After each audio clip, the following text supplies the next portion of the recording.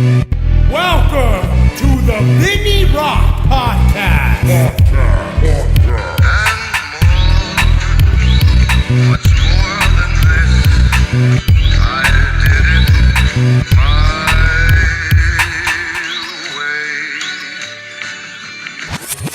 way. Hey, what's up, guys? It's the Vinny Rock Podcast. I'm here with my partner.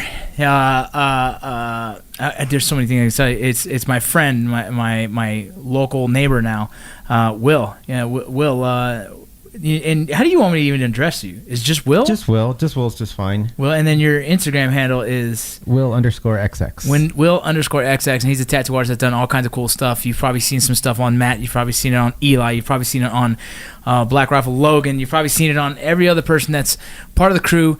They're getting work by Will right now here in Salt Lake City. But before we get started, let me hit up some of these podcast sponsors. You guys know the one and only Warfighter Tobacco. Warfighter Tobacco's got all kinds of cool cigars. You guys go check them out. Like I said, I'm still testing out the Rocco Blend. It's a signature series. I'm working on the artwork for it as well. But I'm super proud of Warfighter Tobacco. They had a kick-ass time at SHOT Show and continuing on to bigger and better things, smoking lots of cigars. If you guys enjoy them, give us a shout-out.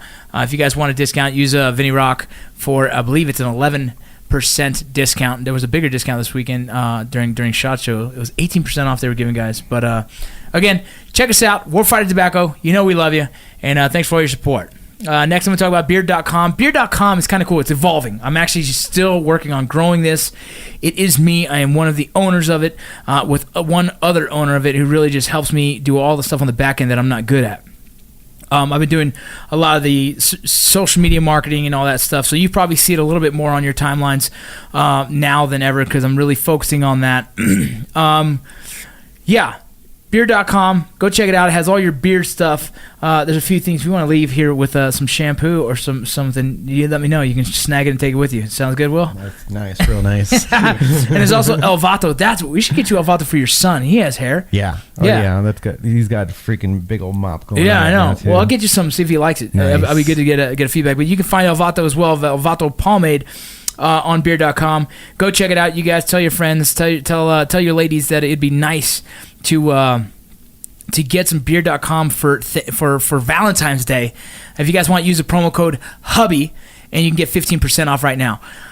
All right, what else is there? There's Combat Flags. You saw that. Combat Flags. Yeah. Pretty cool, right? That's really cool. Those guys are good. They're kicking ass. You know, they said they wanted to support the podcast, so I jumped all over that because those guys are pretty rad dudes. Go check out Combat Flags. Let's see. I forget their Instagram handle. I think it's just Combat Flags. Boom, boom. It is Combat_Flags on Instagram. Go check them out. Again, some dope-ass flags.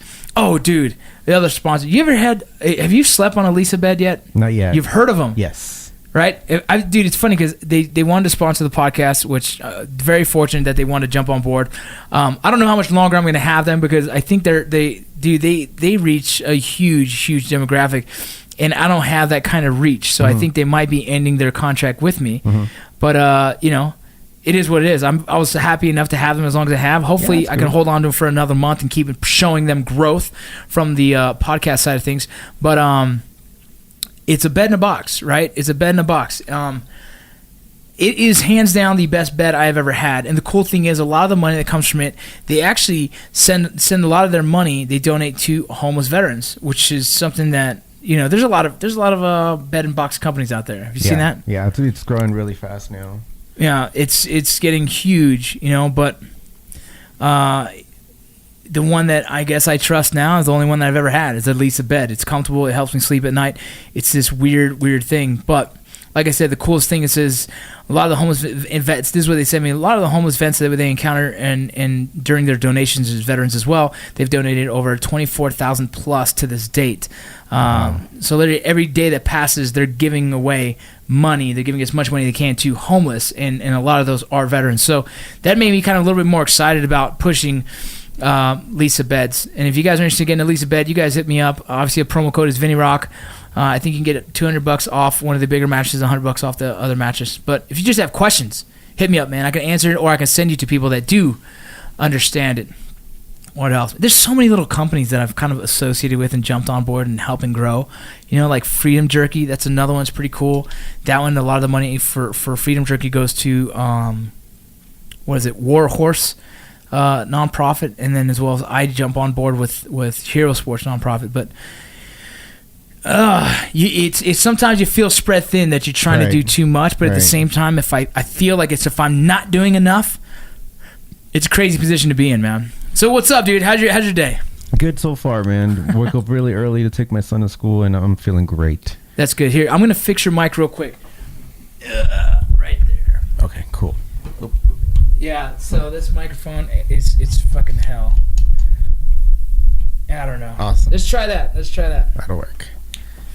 Little technical difficulties. My freaking microphones. I don't know. Maybe I didn't put them on right. That's when you need guys like JT who can fix shit like that. Like I don't know anything about audio. There's a screw there that gets loose every time. But even on my side, this thing gets loose. I don't understand it. Either way. I don't know if you reflect on stuff like you're talking about that bed. Yeah. How crazy comfortable it is. Comparing that to sleeping on the floor in a crappy cot or in a Humvee chair or something for like 3 days in a row. Yeah. I always, whenever I have a really amazing meal or sleep in something like that, or just have luxury or really amazing comfort, I always reflect on the shitty parts of my life where it wasn't so nice, it wasn't so tasty, it wasn't so comfortable. Dude. And it really reflects like, this is awesome. This is really freaking awesome now. Here's the crazy thing, dude. So for about 3 years, I slept on the floor when I was in the Border Patrol. Mm-hmm. And dude, the whole situation is kind of weird. I was sending a lot of money home to, at the time, the wife and kids. Yeah. This is obviously my ex-wife. I was sending a lot of money home to them, and I was kind of put on this stipend, which is the thing that I'm never going to do again in any relationship. I'm going to have a little bit more control of my money than what I had before. So the situation was she had a lot of control of the money, I didn't. Yeah. And I was giving almost a stipend of $500 a month for 3 years. And me thinking like, okay, cool, the kids need the money. Sure. You know what I mean? And so I'm going to deal with it. But didn't even have enough money to buy my own bed. So all I had was 3 blankets folded halfway. You fold them over. Yeah. And a pillow. And I slept like that for about 2.5 years. And then finally there was an extra couch that this guy didn't want. So I put it in my room as a bed. Mm-hmm. And I threw a mattress on top of that. And so I slept on a couch with a mattress for the next like year and a half. Mm-hmm. And so those are the times when I think about like what the worst sleep I've ever had. And like the hardest times, because I ended up going obviously through the divorce, I ended up going through all the custody battle and all that stuff, and I finally at one point bought myself a bed, and it was just a proud moment for myself, like to have something so simple as a bed, Right. And then I've never really put the money towards buying a great bed, just a good bed. Mm-hmm. And so when I was given the opportunity to work with Lisa Mattresses, and I got this bed, this is a bed I consider a great bed, because you remember that sleep. Yeah. Yeah, you remember the comfort that you had. Oh, yeah. And like even when I'm at a hotel or if I'm traveling, I always think like, dude, it's gonna be really nice to get in that bed and just chill, right? And like how important is sleep, right? Oh man, you're there I'm there maybe 5 hours, but most people are up to 8. You spend a lot of your life on a freaking bed. Exactly. And that's the funny thing is like a lot of things, like, so if you're into fitness, you don't heal and you don't grow unless you get sleep. You need that rest. If your mind needs to get reset, right? Even like guys that have struggled with PTSD, a lot of things stem to lack of sleep. Oh yeah. A lack of sleep, right? Like if you're not getting enough sleep, it starts to fucking really hinder the rest of your life. Whether it's thought process, whether it's morale, whether it's your work. I started becoming late for work, and I'm early to everything. You know this, right? You know this about me. Like we'll have dinner dates. Me, my wife and his wife, and we all go. We do double dates. And I'm like an early bird for everything, and it's just something that's ingrained in me. But for years, I wasn't sleeping good because of like PTSD and drinking and a lot of things that were just kind of accumulating in my life. And it was all due to, it all fucking led to no sleep. Like I wasn't fucking sleeping. So I wasn't waking up on time for work, because then I did get to sleep. I slept too hard. I missed the fucking alarm, or I wouldn't. Dude, I just fucking had like a shit show of a few years. The same years I wasn't on a good bed. So it's just a weird time, but it all was fucking made worse. Like everything was multiplied by shit sleep. Yeah. It's one of those necessities in life. When I got out of the army, I thought I was fine. You know, we all go through bullshit or whatever, but whenever I would sleep, I would have night terrors. I would have night sweats. Yeah. And this went on for a few months where I would have to get up around 2 a.m. to change pajamas, change pillows, sometimes change comforters because I would sweat right through it. No shit. And I was starting to research, do we really need sleep? What is the point of sleep? Science can't explain it. They just know we need it. We go crazy and we will die if we don't sleep. Yeah, dude. One of my big mistakes in training, in building training and setting up training for whether it's military or border patrol, I wrote the program for the Borstar selection. I wrote essentially the beginnings of what they have now. Mm-hmm. I kind of put the platform together and how we're going to be running selection. And in the selection, we wanted to do some sleep deprivation. Yeah. The first year we did it, it was kind of a short crunch time, so we just kind of said, all right, we'll do sleep deprivation for fucking 8 days, and then we'll continue on with the course. But in sleep deprivation, there's still all the other tasks you have to do on top of that, from studying for your tests, from healing your body to get into the next day to do the running, the PT, and everything else.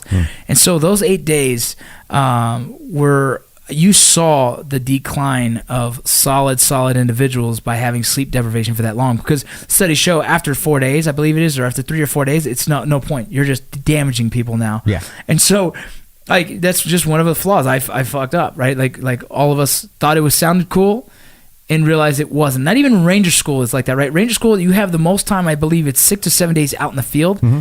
Those are all freaking sleep dep days, right? But not 8, right? Yeah, So those 7 days were miserable. And so I know that it's funny. We did it the next year. The next year I ran the program again, and we only did 4 days, right? And fucking it was just as devastating. So it was good. You don't need fucking 8 days of sleep dep. No. 4 days is enough to fuck up anyone. Man. Shit, 2 days is enough to destroy people. Oh yeah, you start feeling drunk. You can't do math. Nothing. You just feel so weird and like out of your body. You know what they call it? They call it in Ranger School. They say you're droning, when like you're seeing things and you start to see something out there. Oh, you start hallucinating. You start hallucinating. Yeah, and then the funny thing is, like, and then I say it to you, and then you look, and then all of a sudden you see it, like the power of the mind, bro. Mm-hmm. When you're weak and you know all your walls are down. I think I see guys walking, and then you look and like, fuck, I see them too. And you're there for an hour, and no one's ever got to you, right? Like, that's the fucking power of sleep. If you don't sleep, you'll go fucking nuts. Do you know who Jack Skellington is? No. Who's that? He's a character from Nightmare Before Christmas. It's a movie. It's Jack Skellington. Yes. So I was on guard duty. I was guarding the trains. I'm sitting there in my Humvee. It's 2-3 in the morning, and I saw Jack Skellington's shadow run out of the woods, jump over the train, and keep running. And I was like, yeah, that's not right. Yeah, that's. Do I call security or do I shoot? 100%. That was in my head, but I saw it. In my eyes, I saw the figure, but I know it wasn't there. Yeah, dude, that's funny because. So if you guys know, Will is a well-known tattoo artist here in Salt Lake City. He's also a veteran. You want to give us just a little bit? I mean, if you want to just kind of a small bio of yourself. Really quick, joined the military from Los Angeles, California in 97. I was there for roughly 8-9 years. Was deployed to Iraq, got out in Tennessee, started my tattooing career, eventually made it out to Utah, and that's where I've been. And that's where you've been? Yeah. And why Utah?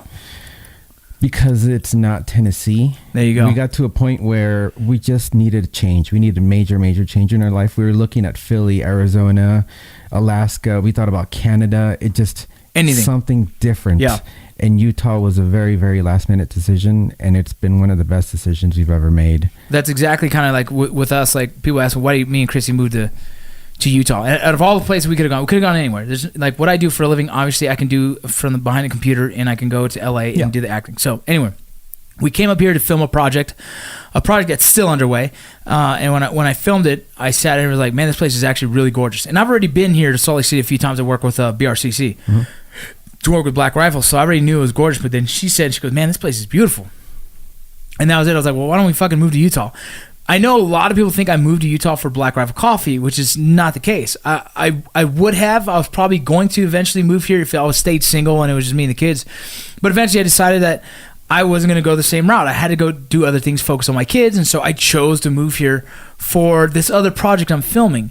And then now I sit here, I'm like, Fuck, it was the best decision I've ever made. Dude, this place is amazing. Yeah, Utah's dope. Like people don't get how cool it is. I mean, it's not amazing. This place sucks, and nobody. Yeah, should move here nobody come 'cause here. the It's fucking population terrible. Keeps going up. It We gotta sucks. Keep it small. People are assholes. People are dicks. Bunch of Mormons It's starting everywhere. it's starting to get an influx of people with tattoos, and those are all bad people.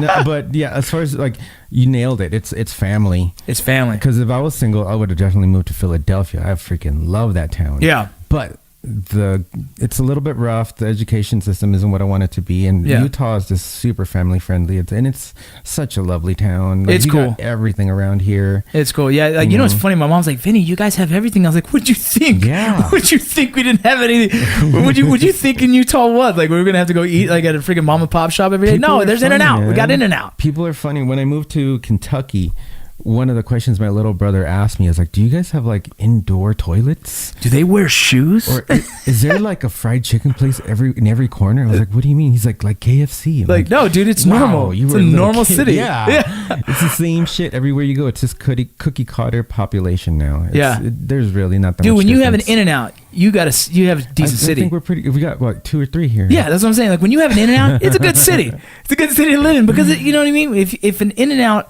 decided it can get everything it needs and stay fresh, well then you got somewhere that's not hard to get to. It's a normal city. Oh yeah. When you don't have an In-N-Out, it means that it can't get the meat to you for fresh, right? If you have sushi, you're doing all right. You know what I mean? And we got both of those. So fuck, man, I'm happy about Good it. food out here, man. There is. That's especially me being a freaking fat kid inside. Dude, you and your wife, dude. You guys, me and Chrissy laugh about it because you guys are foodies, like straight up God.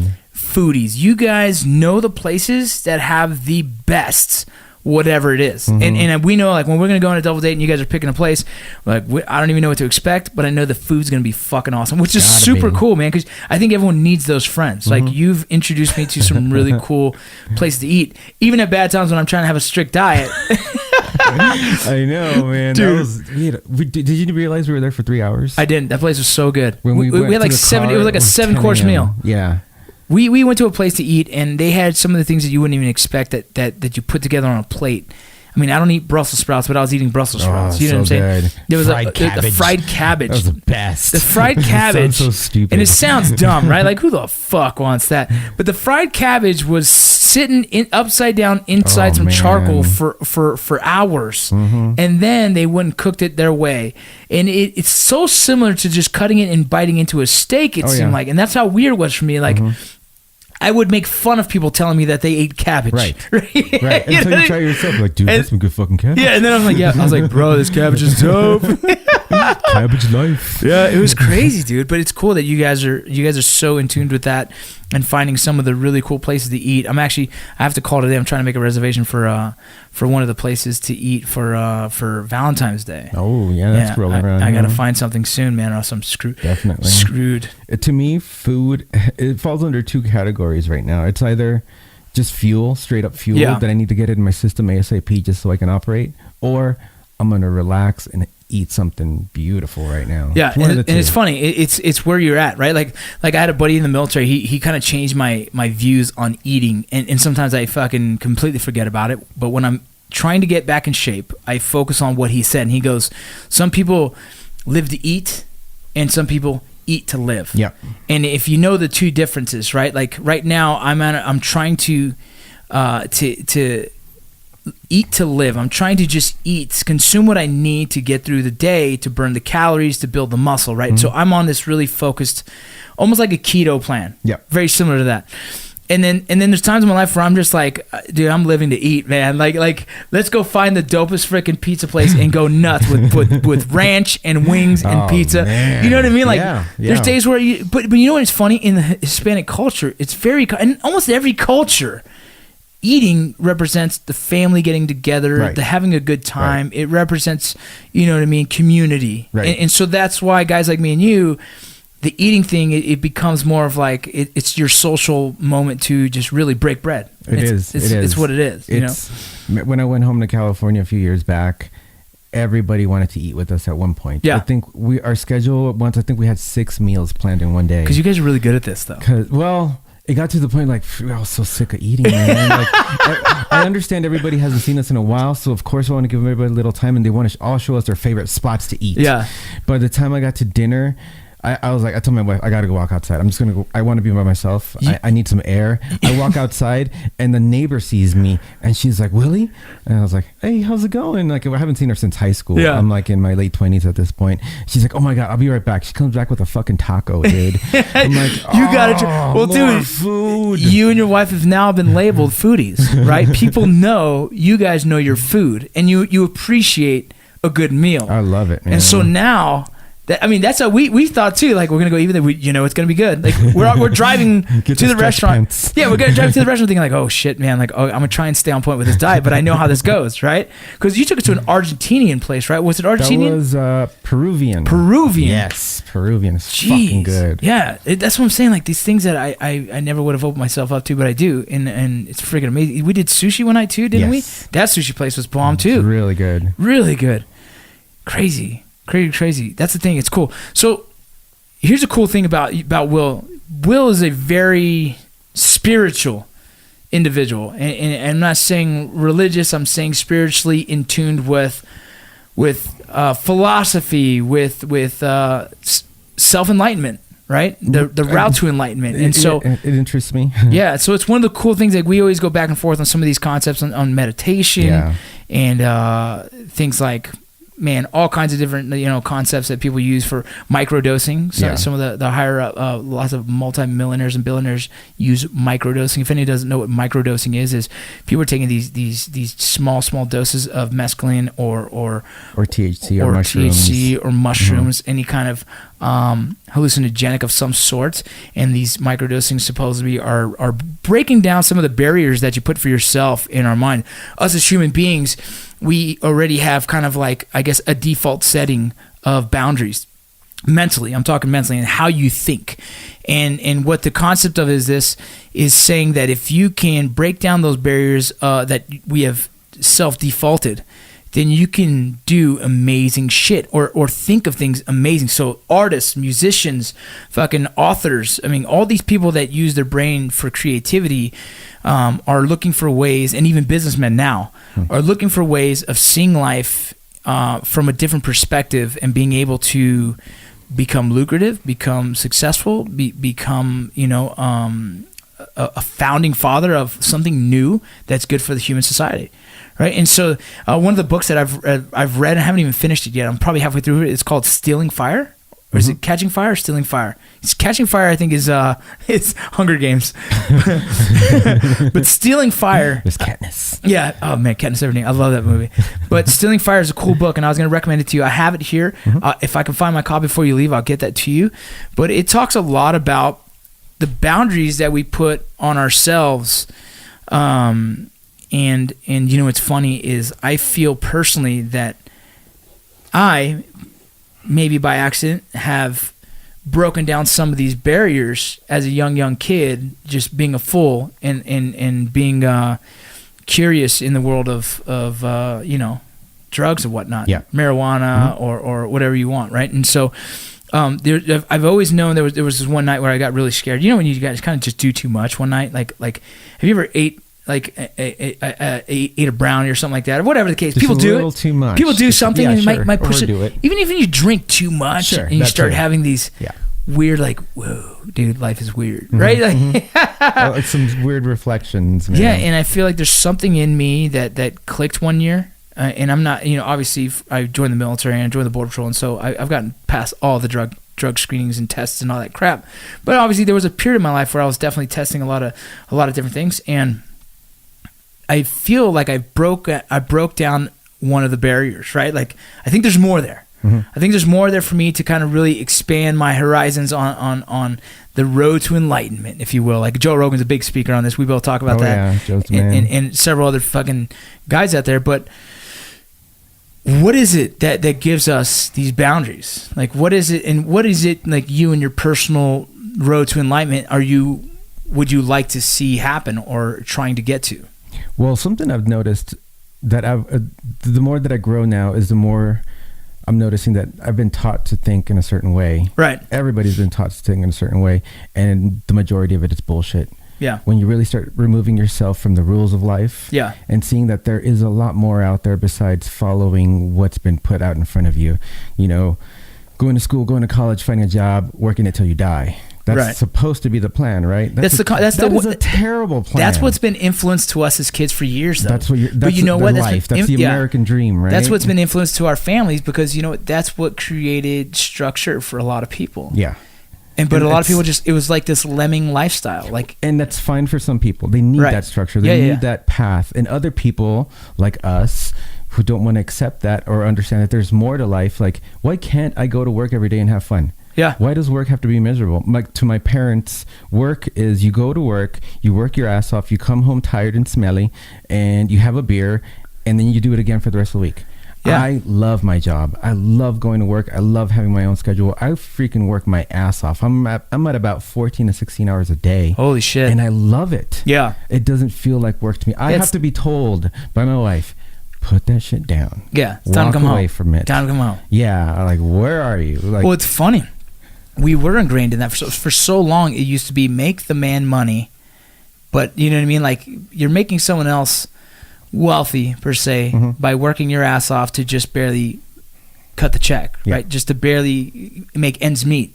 But you're working your 40 hours, 60 hours a fucking week, 40 hours, whatever it is, to come home exhausted, to barely enjoy your family, Yeah. to get some sleep, wake up and do it again. And you're doing it for 20 years to get that pension, right? Everyone's looking for that fucking pension. Right.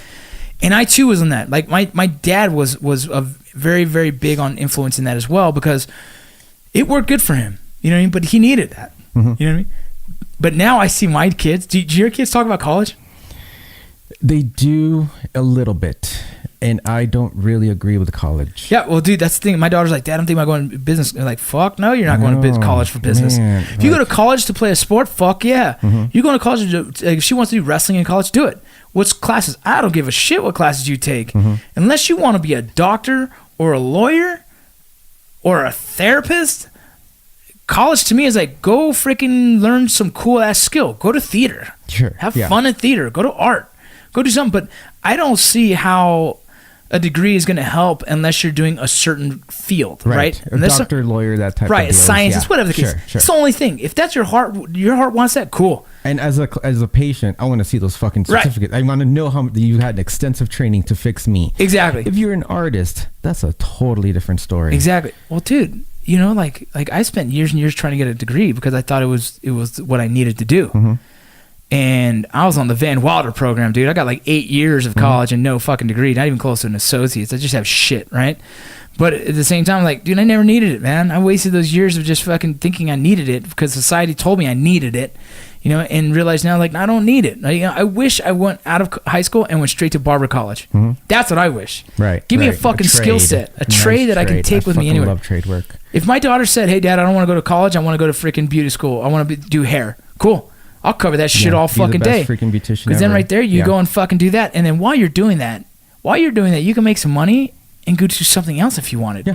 Or fuck, you know what I mean? Or you can go try something crazy, but you know what you have to fall back on? Is your fucking trade, man.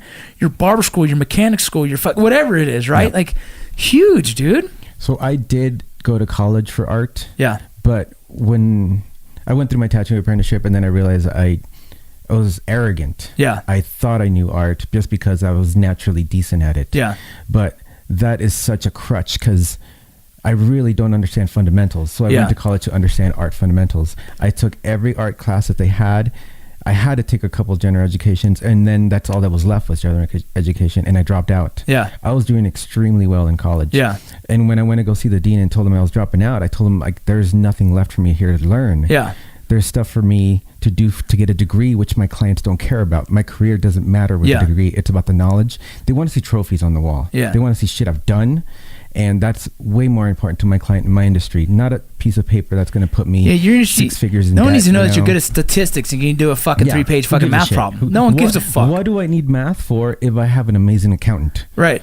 That he's amazing at math. Yeah, all your job that needs is to be his is- jam. You know, You I ju- just write the check and I draw. You need to draw the skin and That's it. and give them what they fucking want. And the coolest thing about someone like in your trade is the proof is in the pudding, man. You know what I mean? Like, you post some of the pictures of some of the art you do, and it's fucking dope. Like you Thanks. can't Appreciate that. deny good artwork, right? And knowing that, dude, the people sitting there, they respect it enough to fucking pay what it's worth. Right, Because yeah. shit, that ain't cheap. With people these days, like, oh, they want to go. I got $150. I just want to get a tattoo. Like, cool. Ooh, Good luck with that one, dude. You're gonna right. fucking star in your hip, right? Right. You know what I mean?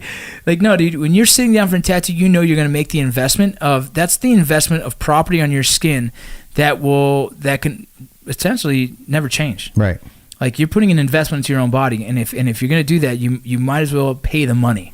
You know, it's Right. not unfortunate for a great tattoo artist to have $1,000 just to sit. Mm-hmm. You know what I mean? But you get what you pay for. Totally. Right? I have tons of tattoos I fucking hate, and I have a lot that I fucking love. You know what I mean? And I'm paying what it's worth to me. You know what I mean? Like I was willingness to. How much? Cool, sounds good. And then I'm going to tip a motherfucker good because Right. you know why I tip good? Because I want to make sure when I call back again, he goes, dude, I got an availability for you. Come on. For sure. That's why. Uh-huh. That's why you fucking tip good because you want to know the next time you go there, he's going to give you another seat. Totally. You don't tip good, they're like, oh man, I'm booked for like 7 months. Motherfucker don't tip?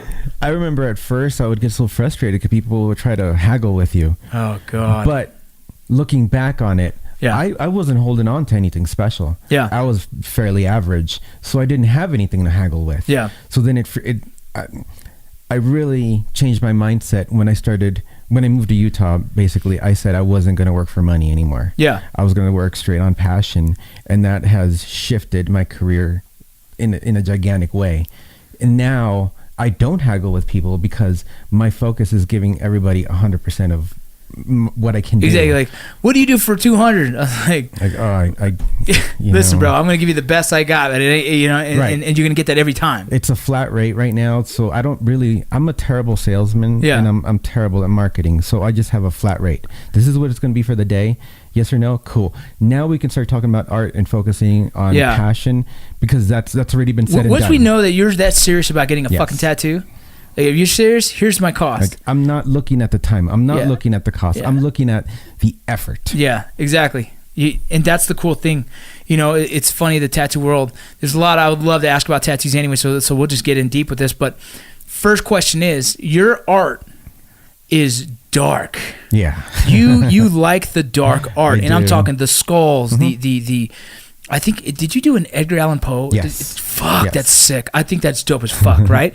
Like, you've done crows, you do these skeletons in these very, very kind of a dark art. And I've always been curious to ask you, and we're friends and I've never asked this question, but curious, where does that stem from and why is that something more of a passion that your art revolves around?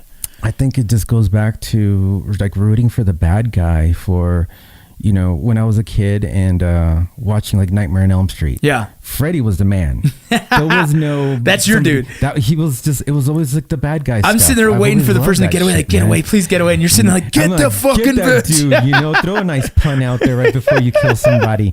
But it's always just, I've always just, I like the dark side of it. But something that a lot of people miss from my work is that it's not really violent. And it's not angry because gore and anger is easy. Yeah. When you can start to get into the psychology of creepy and dark, Yeah. it really creeps into your head a lot deeper. Yeah. And it lasts a lot longer. Like there's more of a It's mystery that to you it. look at it and it's hard to get that image out of your head for a while. There was this book, Scary Stories to Tell in the Dark. I know those. And There's several series of them, right? So when I was, yes, but I think there's like maybe 3 books. Yeah, 3 books. I know exactly. Black when I cover. was- yeah. White ink on front. There's The several different art in covers. it, yeah, it's just black and white Yep. ink, and it's kind of abstract and really disturbing. It's not horror, but it's just freaking creepy, disturbing. And when I was a 13-year-old before the internet, I used to have to go to this thing called the library. What? Right. So in this library, they have books there, and these books sometimes have pictures in them, like Yeah. in the art section. So I used to hang out in the occult section to try to like copy or get references for creepy dark shit, or reading on like serial killer stuff, or just whatever that's dark and Yeah. macabre. Because I was a goth teenager, and that's what we do. But somebody left this kid's book in the occult section. I skimmed through it, and some of those pictures were just burned into my head when I Yeah. was like 12. I didn't know what the name of the book was. I just put it down, forgot about it, but the pictures were still there, and I kept trying to copy it over the years. Yeah. And if you kind of look at my tattooing now, and if you look at that Scary Stories to Tell in the Dark, there is a lot of parallels, because I've been No trying to way. copy that book Wild. for 10 years until I Wild. found it again and it figured it all out. That it was It's just really a cool, kid's and book. that's the thing. Why we talked about it at dinner one time. I was like, I want to get art from the rest of my body is hopefully going to be covered eventually by Will, but we have to find where it matches, right? Yeah, Like because the wearer, you- it has to fit the wearer. yeah, exactly. And the funny thing is, like, people don't get this in tattoos. Like, you don't go to a tattoo artist and say, "This is what I want," if that's not what they do, Right. You don't go to Yeah. a guy and ask for tribal when he does portraits. Yeah, exactly. You don't ask a guy for a black and white tattoo when he knows his colors. Mm-hmm. You don't. You have to find the tattoo artist who does what you want. Right. Like, that's the misconception. People think a tattoo artist can do everything, and if you go into a tattoo shop thinking that, you're not going to walk out happy. Right. You're going to walk out like, that's not what I wanted. Like, motherfucker, yeah, you went to a guy who does script and you asked for a portrait. That's it. He doesn't do portraits. It's also the ink master mentality. Yeah. Where that show, an ink master is somebody who can do it all. Yeah. And in the industry, it's backwards. You start doing it all, and you figure out what you really like to do and what you're really good at doing. Yeah. And that's when you go into like your niche And category. And you can see that in tattoo artists. Right now, it's the coolest thing. If you go and start following all these tattoo artists on Instagram, I go all the way down to as early as possible when I look at their tattoos, and I start looking at how early ago they've started posting, and you'll see guys that do everything. Yeah. And then you start seeing them funneling. Like, there's a buddy of mine, his name's Royale. He's a tattoo artist out of El Paso. He did my wife's right arm, and he's just gotten really, really good at the kind of the trash polka, Yeah. in the watercolor kind of thing. Okay. He kind of blends the two really, really well. Mm-hmm. It's fucking rad, right? But it's like he has almost now gotten to the perfection of side of that where that's where he is great, Mm-hmm. right? He can do everything good, but to me, that's where his art stands out above people around him. Yeah. Like now, if Christy's gonna get another piece of because she likes the colorful stuff. If she's gonna do that, we're going to him, Mm-hmm. Right. Because he's now really fine tuned his skill set and has shown he's fucking good at that skill set. Yeah. That's not the guy I go to for a black and white, right? Right. Like, I know I go to him for the color trash polka. Is it called trash polka kind Yeah, of thing? that's the style, yeah. Exactly, right? So that's the crazy thing, man. And I'm going to try and find it here on social media. But what do you do when someone comes to you and they want something that you're just not comfortable with? I'm honest. I'm constantly honest to the point where I will tell you that is not what I do. I will not copy somebody else's tattoo, and I will not pretend to be somebody else either. Yeah. It's like somebody brought me, they wanted to get an appointment with me, and they showed me 3 pictures in a row from another tattooer in town. Oh, my God. And I was like, so why don't you just go to her? She's like, and I was like, she's a really lovely person. She's an amazing tattoo artist. Yeah. So like, why don't you just go to her? She's Yeah. like, well, she's booked until November. I'm like, she's booked until November because she's For a really reason. good. For I a was like, reason. and I'm not going to try to pretend to be her. Yeah. Like, this is not going to work out at all. Yeah, that's funny. Check this out. This is what Rael does. Let me see. I think my son's not. Yeah, this is killer stuff, man. Right? He does the color. He does the color real well. Oh yeah, it's nice and loose. It's cool, and that's kind of his thing, right? He can do a lot of other things, but what I've seen in his work recently, I feel like that is just the fucking the bee's knees, dude. That's where I think he found his niche. Yeah. It's just really cool looking, and it's, you don't see too many people doing.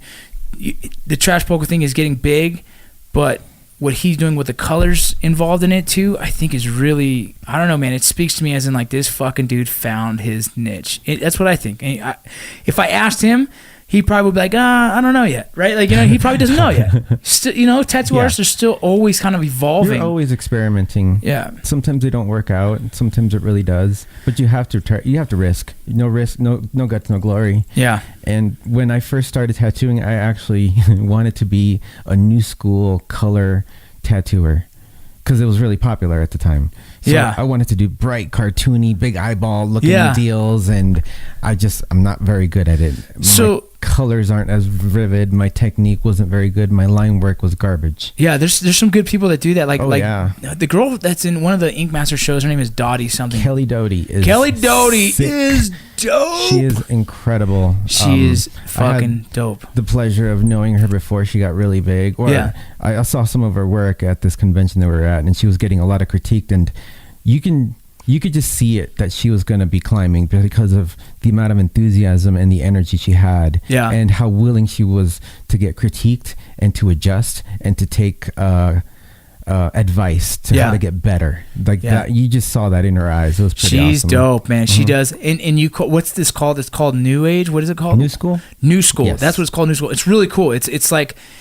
New School is almost like a cartoony, colorful kind of look, right? It's a little bit like bulgy, a little bit extreme. Yeah, like like a tattoo and a little bit of crack, Yeah, and then there's different styles. So you got the trash polka and trash polka. How would you describe that? It's kind of like that's a lot more modern. It's like graphic design mixed with abstract. There you go. Yeah, exactly. And then sometimes the spotty colors, or it's an interesting. Sometimes there's a splash of watercolor feel to it as well, or just like you said, the graphic design is probably the best way of explaining trash polka kind of look. Like really graphic composition where it just like goes kind of against the body in a way, but just it's bold. It's bold as shit. It looks like art just painted on the skin. Yeah. It doesn't even look like. Sometimes it's very abstract-y and just like I like some of it where it looks almost like a newspaper article / fucking I know what you're right. saying. Yeah, it's cool. Kind of a quick. It's a little bit of it's a crazy feel to it. Yeah. And then there's what are some of the other ones? Then you said there's New School. There's New School. And there's Old School. What's Old School? What would Old School? Old School is like Sailor Jerry. That's a traditional. It falls under traditional tattooing. Right. Yeah, really and that's clean when you're lines, just mechanical most of it. When you say Sailor Jerry, he's talking like a lot of those old school Navy style. Yeah. The ladies, the That's where it all sailboats. started for the States. Yeah, exactly.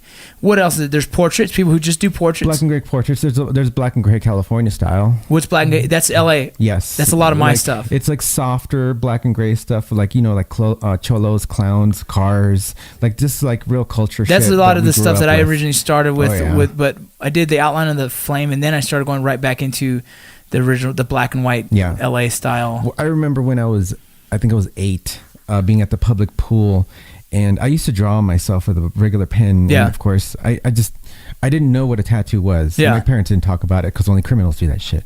So we were at the public pool, and I see this dude with he's got his whole freaking torso done, straight up prison tattoos. Yeah. Head shaved, had his noggin tattooed and everything.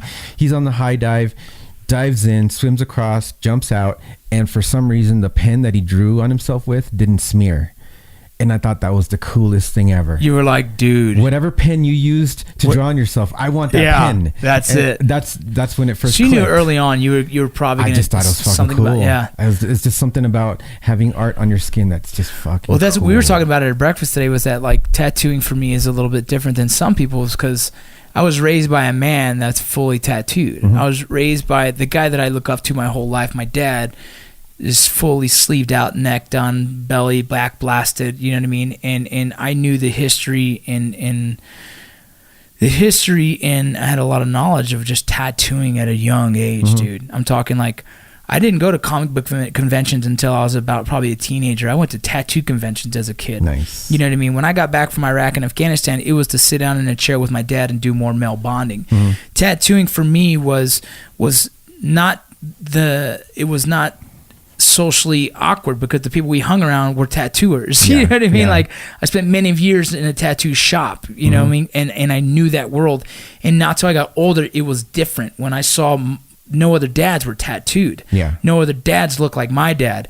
And it was like people used to say like, dude, your dad's a lot of tattoos. Like, I'd fuck, that's all I know, dude. I don't fucking know if that's different. Like, why doesn't yours? Like, right. Like, you know what I mean? Like, Right. no, I'm not the weird one, you are. Like, that's normal, right? And so for so many years, this complex of realizing like, holy fuck, my dad would just that's his culture, and that became a family culture where my brother and my sister, we all eventually were just tattooed people, and still to this day, like I might have mentally taken it a little too far because I look at skin on my body and hate that it's skin colored. Right. It drives me nuts. Like I want to get my face tattooed. I never will because I know socially it's still fucking not accepted and uncomfortable. Yeah. But also my wife fucking would hate me, right? but we've almost agreed, right? We've agreed on probably tattooing the top of my head here Sure, soon. yeah. And once I can get approval on different projects I'm working on, I'm gonna get my head tattooed. Yeah, and that for me, I can't wait. I'm terrified, but and you know what I mean. And like, I take off my shirt and I see these patches of skin, and I fucking want to cover them, even if it's just a black fucking dot, right? Like, I just don't like. It's a complex that I try to fight every day. Like, I could spend a lot of money on getting fully covered, and I try and do my best not to, because I'll make a lot of mistakes doing it, right? Just on the fact I want to get covered, but now I'm like, no, I have to do it the right way. Yeah. Because then I still want to look at my skin and see, be proud of it. Right. Because there's tattoos I hate. Like, you can't, like, my arm, we my all right have 'em. arm, We I all hate my got right arm. 'em. I fucking hate it. I try to fix it, it's gotten darker. And then and then you're like, all right. And then I still, you know, I see a guy the other day who was removing a tattoo, and I was thinking, can I remove it and then redo it? Right? Dude, Like, that shit hurts it's just so bad. it's just too much, dude. Getting Like, lasered fucking sucks. you just gotta accept what you've gotten and move on, right? Like, move on, dude. There's other, I can get another cool piece somewhere else. You know what I mean? Sure. And that's all it is, dude. Man, how you were saying how tattoos aren't socially acceptable is, I think, part of the appeal to me. Yeah. Is growing up as a punk rock kid and seeing all the punk rock kids or the band members having these tattoos, and they don't give a fuck, dude.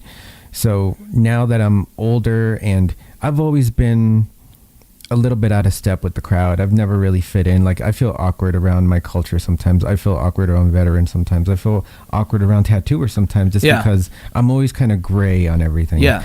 And even with being heavily tattooed, my hands, my face, my neck, I'll hide on purpose sometimes just because I don't really want the attention. But other times, I know I'm going to get looked at in a certain way, and I flaunt it on purpose. Yeah.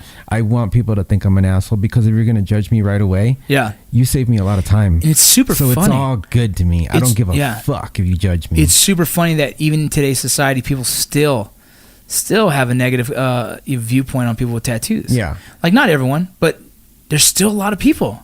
Like, moving here to Salt Lake, I've gotten a lot of it because of the fact where I live is it's not a lot of people with tattoos. Yeah. You know what I'm saying? And me and my wife, obviously. my neighbors probably think I'm a crack dealer or something. That's what I'm saying. It's great. Yeah, my neighbors, I've seen them kind of look me up and down a few times, and they look at my wife and they're kind of like, huh, what do they do? Like, why are they in this neighborhood? And it's cool. Like, for me, it's like, it's all good. Like, they're gonna judge me, you know what I mean? And hopefully one day they see who I am and what I represent and be like, fuck, I was wrong. And hopefully it'll change how they look at people for the rest of their life. I don't know if I want that. Dude. To me, it's like having a pit bull. Yeah. Like, pit bulls have the reputation. Yeah. They got the look. They got the structure. People are intimidated by them. They're scared of them. They think they're fucking baby killers. Have you ever petted the pit bull? Pit bulls Most are the likely, best, it's right. like the cutest family I pet. love 'em. Mine are super adorable, except nobody will fuck with my house. Yeah. Because of my pit bulls and their reputation. So same thing with me. Yeah. Nobody will probably fuck with my house because of me and the way I look. Like, nobody. Yeah. They just leave me alone, and that's good. It's funny, man. Society's slowly changing. It's just not changing fast enough.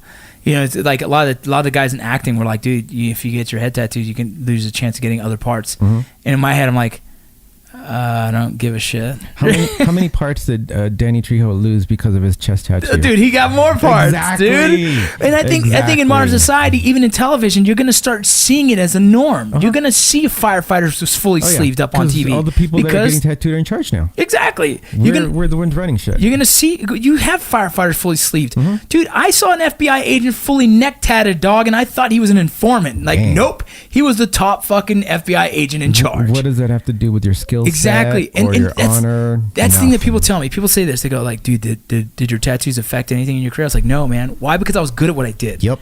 I did my job. I was good at being a border patrol agent. I was good at being in the military. I was just good at it. No one questioned like why I had Jesus tattooed on my hands. They're just like, dude, that guy, he has a lot of tattoos. Oh, but he's a really good NCO in the military as well. You know, and that's the reality of it. Like, you can't determine someone by their tattoos. It doesn't even matter anymore. Work ethic to me is so much more important than appearance. But you know what's fucking crazy? Guys who are listening, be smart about getting certain things tattooed until you're in a position where you're comfortable. Play the game. So exactly. Some guy hit me and was like, dude, I want to get my hands tattooed. I was like, do not fucking touch those hands or face or neck until you know you're where you want to be in life. Because it can deter it. You can destroy an opportunity by getting a hand tattoo. Right. big time. Oh yeah. They even call it, don't the tattoo artists call it something like that? Like Job stoppers. the job stopper. Yep. That's a fucking job stopper right there, man. Job stopper. Neck, hands, and face. Neck, hands, and face. Don't do it. My brother was like, before I get my neck tattooed, he's like, dude, don't do it. I can get you a job as a firefighter here in Chandler. He wants me, my brother, he wants me to work with him. He wants me to be a firefighter. We know it's a really cool lifestyle. My dad did it for 32 years, right? That's So nice. he's just like, hey, dude, don't get your neck tattooed. Just, I can still get you on with your hands, but don't get your neck. And I got my neck tattooed, and I'm just like, I'm sorry, bro. You know what I mean? Like, I love you, man, but dude, there's too much skin showing on my neck, and I had to get rid of it. You know, it's like, I'm gonna get the head blasted eventually, and we'll start working on my legs and my ribs, and I'll be eventually done. And I'm sure I'm gonna try and start finding other things to do in between that. Right? You're gonna just keep finding shit. Oh yeah. My assistant was telling me how she has a second job too, and how it was kind of a bummer for her that she can't express herself. Yeah. I was like, what do you mean? She's like, with like piercings, tattoos, and hair. I'm like, what the fuck does that matter with what you're doing right now? Yeah. Like self-expression is so overrated. You need to play the games first. You need Yeah. to play by the rules first. Do what you got to do. Position yourself. Be the freaking boss. Then be free. Like earn your freedom. Yeah. Earn that respect and earn your position. Don't start at the bottom saying with demands. Yeah. Life does not work that way. You sweep that fucking floor. You shut your You goddamn mouth. fucking start at the bottom, And then dude. you climb and climb harder and faster than everybody. Work harder than anybody around you. Then change the rules. And when you get to the top, that's when you start That's making things when self-expression comes into play. Exactly. That's like it's a perk. It's not a fucking right. right. You're under whoever you're working on under. It's just the until you reality become of the boss. reality of life, dude. Yeah. You know what? The best compliment I fucking feel like I've ever had is the fact that, like Christy's mom and several people, they go like, I didn't realize you had so many tattoos. It's like, yeah, because you listened to me. You heard me speak. You saw how I carried myself, and you didn't see anything else but my personality. Right. And that's powerful.